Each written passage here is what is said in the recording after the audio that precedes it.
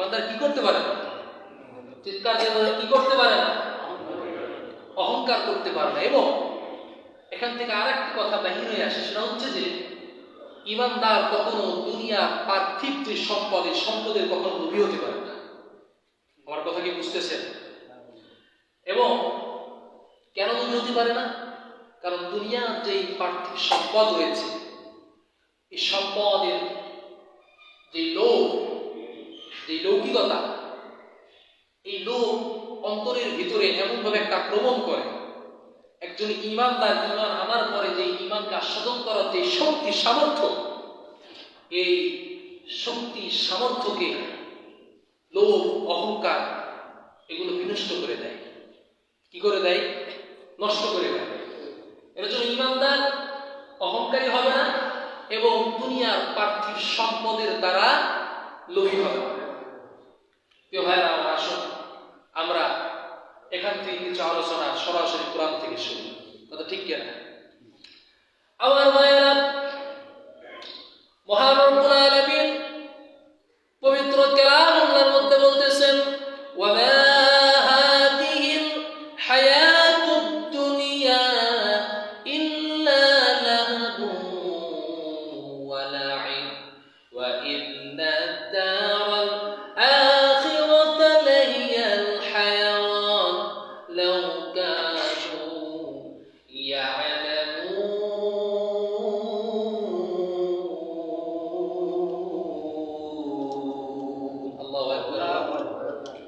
আল্লাহ রব্বুল আলামিন বলছেন, ইমানদার কখনো দুনিয়ার পার্থিব যে সম্পদ রয়েছে, এই সম্পদের কখনো লোভী হবে না। ইমানদারের ভিতরে লোভ থাকবে। ইমানদারের যে আসল জায়গা জান্নাত, এই জান্নাতের লোভ ইমানদারের ভিতরে থাকবে। এবং রাসূল সাল্লাল্লাহু আলাইহি ওয়াসাল্লাম আল্লাহ রাব্বুল আলামিন যে সমস্ত জিনিসের উপরে লোভ করতে বলেছেন, ইমানদার ওইগুলোর উপরে আক্রমণ করে, ওইগুলোর উপরে লোভ করে। ইমানদার কখনো দুনিয়ার চাকচিক্যময়, দুনিয়ার তুচ্ছতা ছিল যেটা ধ্বংস, চিরস্থায়ী নয়, ক্ষণস্থায়ী, যার কোনো অস্তিত্ব ছিল না, আল্লাহ তাআলা বলেছেন একসময় অস্তিত্ব থাকবে না। আমার ভাইরা, ইমানদার কখনো এই পার্থিব সম্পদের লোভী হবে না। সুবহানাল্লাহ। আমার ভাইরা, ইমানদার কেন লোভী হবে না? ইমানদার লোভী না হওয়ার জন্য শর্ত হচ্ছে এটা, কারণ হচ্ছে এটা, লোভী যদি হয়, ইমানদার যদি দুনিয়ার পার্থিবের উপরে লোভী হয়, তাহলে ইমানদারের যে আসল উদ্দেশ্য, আসল মাকসাদ, যে আখিরাত, লোভ করার কারণে এই সমস্ত আখিরাতের যে ধন সম্পদ তার নামে লিপিবদ্ধ আল্লাহ তাআলা করে রেখেছিলেন, এই সব কিছু ধ্বংস হয়ে যায়। অর্থাৎ আল্লাহ তাআলা তার নামে যে আখিরাতের নিয়ামতগুলো লিখে রেখেছিলেন, এগুলো আল্লাহ রব্বুল আলামিন কেটে দেয় যদি দুনিয়ার পার্থিব সম্পদের উপরে কেউ লোভ করে। কি করে? লোভ করে। এর জন্য যারা খাঁটি মুমিন, খাঁটি ইমানদার, যারা প্রকৃত ইমানদার, যারা, তারা কখনো দুনিয়ার পার্থিব সম্পদের উপরে কি হয় না? লোভী হয় না। প্রিয় ভাইয়েরা, আমরা জানি আজ গোটা বিশ্বের ভিতরে মুসলমানরা নির্যাতিত, নিপীড়িত, হতাহত, রক্তাক্ত। আমরা ফিলিস্তিনের ভিতরে দেখেছি তারা এরকম ভাবে কি পরিমাণ অত্যাচার, জুলুম, জালেমদের কাছ থেকে তারা সহ্য করে আসছে। প্রিয় ভাইয়েরা, এমন নির্যাতন, অত্যাচার তাদের উপরে করা হয়েছে, ছোট্ট ছোট্ট বাচ্চা, তাদের হাতে ইহুদি এই সেনারা হাতের ভিতরে রুটি তুলে দিয়েছে। তারা যখন এই রুটি নিয়ে ঘরের দিকে ফিরছে বা রুটি নেওয়ার জন্য যখন সেনাদের কাছে আসতেছে, তখন তারা সরাসরি কসখার দিয়ে হত্যা করছে, কিন্তু নির্যাতন করেছে তাদের উপরে। আমরা সিরিয়ার কথা জানি। সিরিয়ার ভিতরে এই যে ফালগুলো আছে অত্যন্ত ধারালো, তাদেরকে ঘরের ভিতরে বন্দি করে উপর থেকে এই ফালগুলো চাপা দিয়ে তাদের শরীরের ভিতরে রক্তাক্ত করে বন্দি করে তাদেরকে হত্যা করা হয়েছে।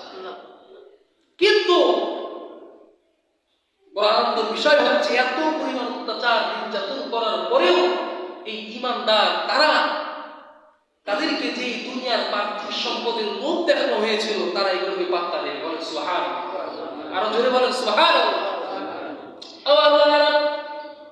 ফিলিস্তিনিদেরকে লোভ দেখানো হয়েছিল, সিরিয়াবাসীদেরকে লোভ দেখানো হয়েছিল, গুজরাট সহ কাশ্মীরের মুসলমানদেরকে লোভ দেখানো হয়েছিল। তোমরা যদি ইহুদি খ্রিস্টানদের যেই নিয়ম নীতি হুকুম আহকাম বিধিবিধানকে যদি তোমরা গ্রহণ করে নাও, তাহলে তোমাদের গাড়ির অভাব হবে না, তোমাদের বাড়ির অভাব হবে না, নারীর অভাব হবে না, ধন সম্পদ টাকা পয়সা কোনো কিছুর অভাব তোমাদের হবে না। কিন্তু ভাইরা আমার, আল্লাহ তাআলা তো বলেছেন ঈমানদার কখনো পার্থিব সম্পদের লোভী হয় না। তারা সেই প্রমাণ দেখিয়েছেন, তারা পার্থিব সম্পদের লোভী না হয়ে এক আল্লাহর সন্তুষ্টির জন্য তারা শাহাদাতের পেয়ালা পান করেছে। আল্লাহু আকবার, কি ঈমান! এত অত্যাচারের পরেও ছোট্ট ছোট্ট শিশুরা বলে যে আমরা সব হারাইতে রাজি আছি, আমার জন্মভূমি এবং আমার ঈমানকে আমরা হারাতে রাজি আছি। সুবহানাল্লাহ। আল্লাহ রব্বুল আলামিন যেন ওই রকম ঈমান, তাকওয়া, তাওহীদ আমাদেরকে দান করেন। আর জোরে বলেন আমিন। ঈমানদার কখনো লোভী হতে পারে না। এই যে আলেমগুলো জেলের ভিতরে বছরের উপর বছর তারা নির্যাতিত হলো, তাদেরকে অত্যাচার করা হলো, জুলুম করা হলো, এগুলোর কি একবারে ঢুকাই দিচ্ছে ভিতরে? না, তাদেরকে বারবার অফার করা হয়েছে যে আপনাকে মন্ত্রী দেওয়া হবে, আপনাকে এমপি দেওয়া হবে, আপনাকে এত টাকা দেওয়া হবে, আপনি এই যে জনসম্মুখে যেভাবে হক কথাগুলো তুলে ধরেন এগুলো বন্ধ করুন। কি করুন? বন্ধ করুন। কিন্তু ভাইয়েরা আমার, তারা তো কোরআনের হক কথাগুলো শিখেছে পড়ার জন্য, বন্ধ করার জন্য নয়। শাইখুল হাদিস মামুনুল হক সাহেবের কথা আপনারা শুনেছেন। হাজার লক্ষ মুহাদ্দিস, মুফতি, মুফাসসিরের উস্তাদ জুনায়েদ বাবুল রহমাতুল্লাহি আলাইহি, তিনি মৃত্যুর 2 দিন আগে হসপিটালের ভিতরে সরকারি গোয়েন্দা বিভাগ থেকে তার কাছে কিছু লোক এসে বলতেছে, হুজুর আপনার কাছে উপর থেকে কিছু প্রলোভন এসেছে, আপনি এগুলো গ্রহণ করুন। বললো কি আছে এর ভিতরে? বলতেছে হুজুর এর ভিতরে টাকা আছে, 1 সুটকেস টাকা। বলছে কত হবে? বলতেছে হুজুর কমপক্ষে 20 কোটি আছে এখানে। ভাইরা আমার, হাজার লক্ষ মুহাদ্দিস, মুফতিদের উস্তাদ জুনায়েদ বাবুনগরী কায়েদে মিল্লাত মুহাদ্দিস, তিনি সেদিন বিবেকক্রমে শিক্ষক অর্জন দিয়ে বলেছিলেন, ওয়াল্লাহি আল্লাহর কসম করে বলি, তোমরা যে পার্থিব সম্পদের লোভ আমাদেরকে দেখাচ্ছ, এই পার্থিব সম্পদ আমাদের আমরা ডাস্টবিনে ফেলে দিই, পার্থিব সম্পদ আমাদের ঈমানকে ধ্বংস করতে পারবে না। সুবহানাল্লাহ। পার্থিব সম্পদের লোভী আমরা না, মুসলমানরা কখনো লোভী হতে পারে না। We are not greedy. মুসলমানরা, মুমিনরা কখনো কি হয় না? লোভী হয় না। তার প্রমাণ দেখিয়েছে। আমার ভাইয়েরা, এর জন্য আমাদেরকে লোভী হওয়া যাবে না। আল্লাহ পাক রব্বুল আলামিন এই ঈমানের যে 5 নম্বরে আবিধানিক অর্থ রয়েছে, আল খুদু, তোমরা অবনত হও, অহংকার করো না। আল্লাহ পাক রব্বুল আলামিন বলছেন, ওয়ালা তামশি ফিল আরদি মারহা ইন্নাকা লা তাখলিকাল আরদা ওয়ালা তাবলুগাল জিবালা তুলা। আল্লাহু আকবার বলেন। আল্লাহ পাক রব্বুল আলামিন বলছেন, বাহাদুরি করো না। দুনিয়ার পার্থিব যে সম্পদ, এই সম্পদের লোভী তোমরা হয় না, এবং তোমরা কখনো অহংকার করো না। আল্লাহ তাআলা বলছেন, ওয়ালা তামশি ফিল আরদি মারহা, তোমরা কি অহংকার করে জমিনের ভিতরে লাথি মেরে আমার জমিনকে কি তোমরা ফাটাই ফেলতে পারবা? সুবহানাল্লাহ পড়েন। কি চমৎকার চ্যালেঞ্জ আল্লাহ ছুড়ে দিলেন। খবরদার অহংকার করো না। অহংকার করে তোমরা আমার জমিনকে ফাটাই ফেলতে পারবা না। আল্লাহ তাআলা তারপরে বলতেছেন ওয়ালা তামশি ফিল আরদি মারহা ইন্নাকা লা তাখনিকাল আরদা ওয়া লা তাবলুগাল জিবালা তুলা। এবং তোমরা যে ক্ষমতার বাহাদুরি দেখাও, যে অহংকার দেখাও, দুনিয়ার যে পার্থিব সম্পদ নিয়ে তোমরা বড়াই দেখাও, তোমরা বলো তোমাদের অহংকার কি আমার যে পাহাড়, এই পাহাড় অতিক্রম করে যাইতে পারবে নাকি? বলেন যাইতে পারবে? পারবে না। আমার ভাইয়েরা, আল্লাহ পাক রব্বুল আলামিন বলতেছেন খবরদার তোমরা অহংকার করো না। কেননা অহংকার কখনো মুমিন মুত্তাকি ইমানদারের গুণ হইতে পারে না।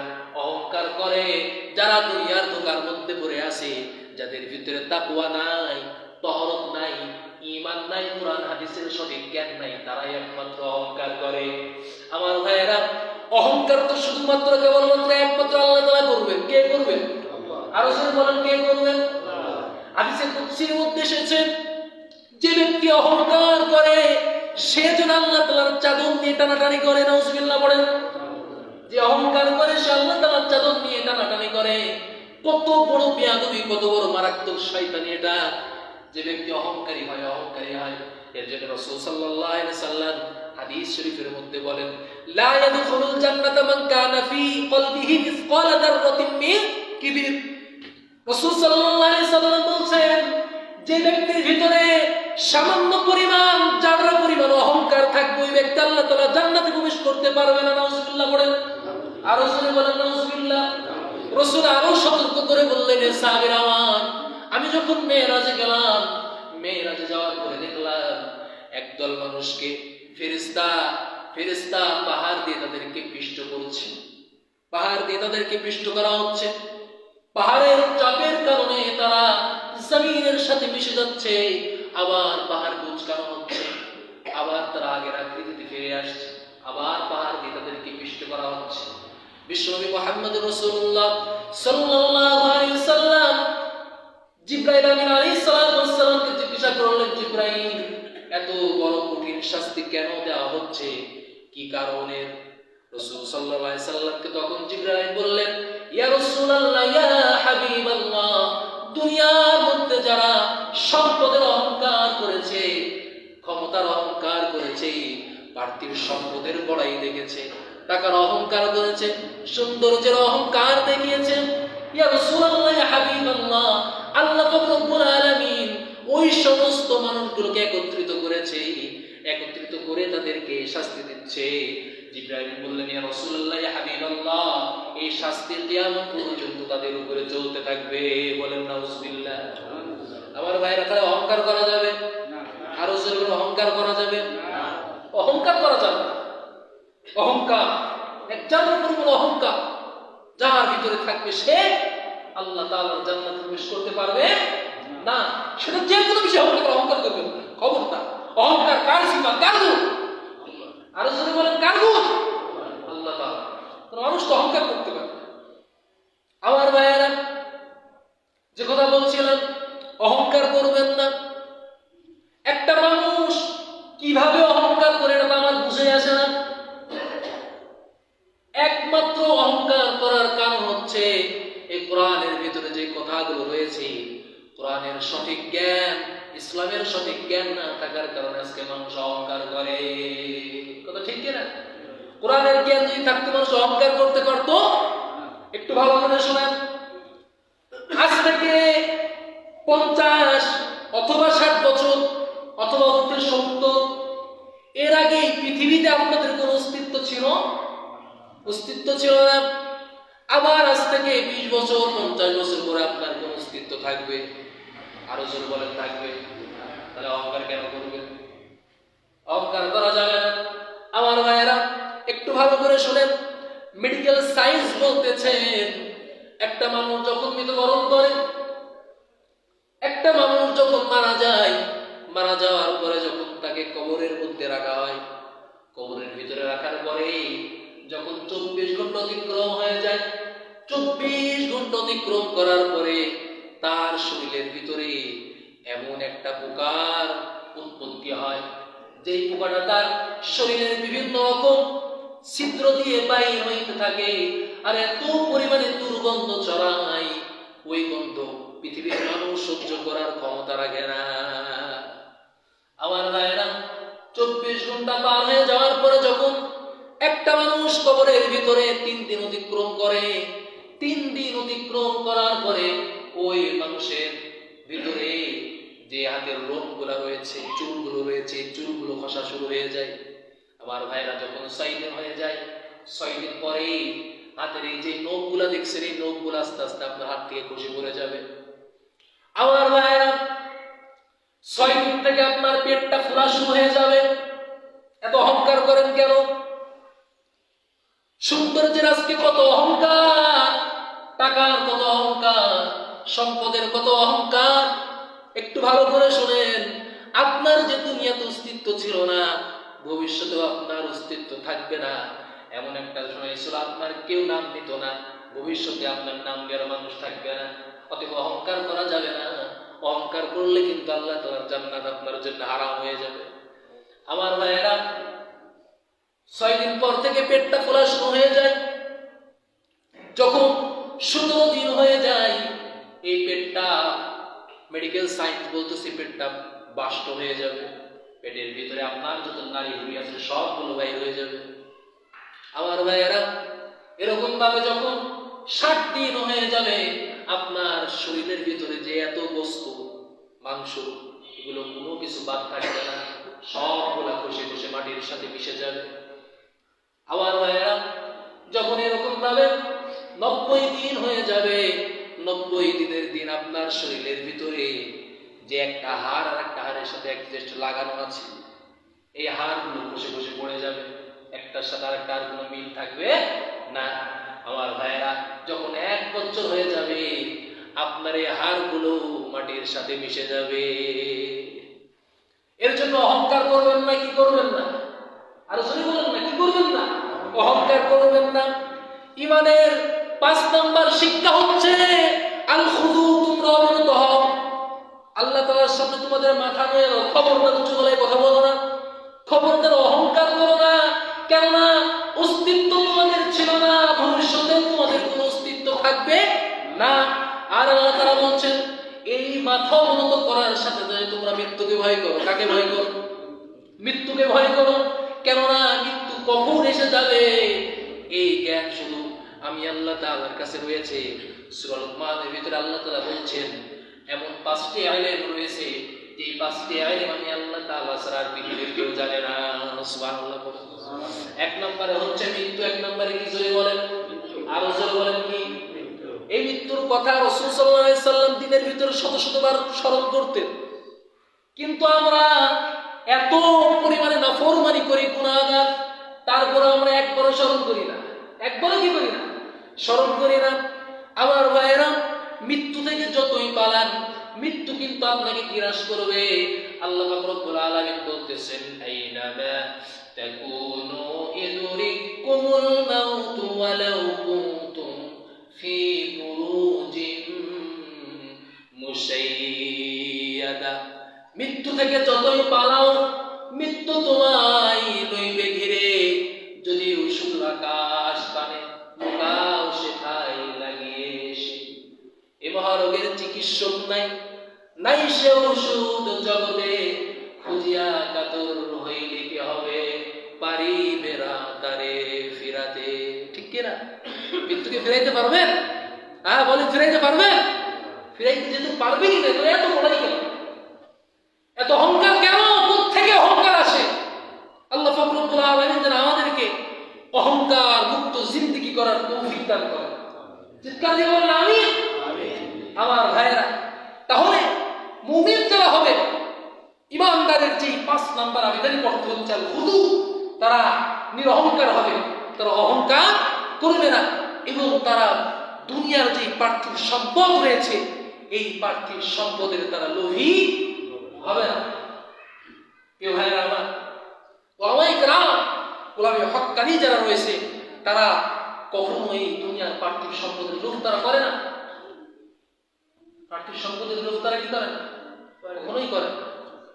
যদি তারা আজকে পার্থিব সম্পদের লোভ করত, তাহলে এত অত্যাচার, জুলুম, নির্যাতনের শিকার তারা হতো না। এক রবের সন্তুষ্টির জন্য তারা দুনিয়ার সকল পার্থিব সম্পদকে তারা ত্যাগ করেছে এবং রবের মহব্বত, পবিত্র ঈমানকে তারা তাদের পরিচয় ধারণ করে শাহাদাতের পিয়ালা তারা বরণ করে নিয়েছে। সুবহানাল্লাহ। আমার ভাইয়েরা, সুনাইদ বাবুর রহমতুল্লাহ আলাইহি যখন এই সরকারের টাকাগুলো যখন সব ফিরাই দিল, তোদের টাকায় পোশাক করে টাকা নিয়ে যা, ও যেন তোদের টাকা নিয়ে চলে যা এখান থেকে। সুস্থ একটা মানুষ, তার 2 দিন পরে খবর আসলো হুজুর মারা গেছে। আসলেই কি মারা গেছে না ইন্দা শুনে মারা গেছে? হ্যাঁ, মারা গেছে, মারা যায় না। নূর হুসাইন কাসেমি একই অবস্থা। অসংখ্য আলেমকে হত্যা করা হয়েছে, অসংখ্য আলেমকে নির্বিচারে তাদেরকে অত্যাচার, জুলুম একের পর এক করাই হয়েছে। কিন্তু তারপরেও তাদেরকে যে টাকার লোভ, সম্পদের লোভ, ক্ষমতার যে লোভ দেখানো হয়েছে, তারা এই দুনিয়ার পার্থিব সম্পদকে তারা কি করে না, গ্রহণ করে না। তারা ওই যে আল্লাহ তাআলা বলছেন তোমরা মাথা নত করো, তারা যে আল্লাহর সামনে মাথা নত করছে, মাথা নত করেই রাখছে। পৃথিবীর কোন রাজা বাদশার কাছে তারা মাথা নত করে না। মরহুম আল্লামা আব্দুল রাজ্জাক সাইদি সাহেব, তিনি যখন মারা যায়, আমি তখন ছিলাম বরিশালে। কোথায় ছিলাম? বরিশালে ছিলাম।